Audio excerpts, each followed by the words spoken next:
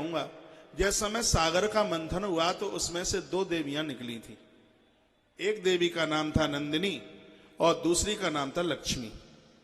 नंदिनी को कहा गया, बेटी तुम वर्ण कर लीजिए। इसने कहा, मुझे इस गृहस्थ में जाना नहीं है। इसके हाथ में एक सुंदर सा शीश फूल और प्रकट हुआ था सागर के मंथन में से। बोलती है कि मैं तपस्या के लिए मैं जाऊंगी। लक्ष्मी भी संग ही प्रकट हुई थी।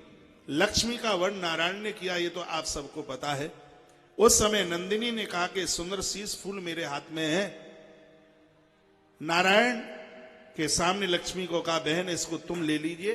तब नारायण ने देखा कि बगल में इंद्र खड़े हैं अपनी पत्नी के साथ, सची के साथ। कहा, नहीं, ये सुंदर सा आभूषण है, वो इंद्रियाणी को दे दीजिए। तो सागर में से जो निकला हुआ था समुद्र में से, वह शीश फूल इंद्रियाणी को दे दिया। वह नंदिनी सागर में से निकली, पहाड़ों के मध्य में चल करके आई। इसने बहुत बड़ा तप किया। कुछ लोग वहां पर जानवरों की बलि चढ़ा रहे थे। यहां संतों का पड़ाव था। महात्मा ये पूरा दृश्य देख करके रो पड़े।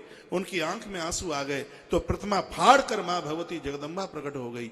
उसने पूछा इन साधुओं को, तुम काय के लिए रो रहे हो? तो संतों ने कहे, मां तू जगदम्बा है तो क्या इन पशु पंक्षियों की तू मां नहीं है?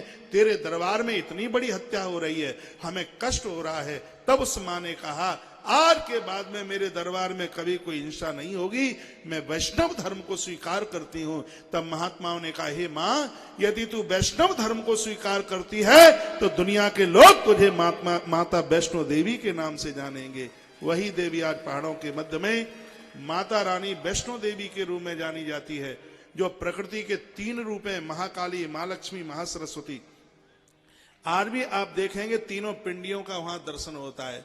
धरती के वह लोग बड़े बड़भागी हैं जो माता वैष्णो देवी के प्रति अपनी श्रद्धा रखते हैं।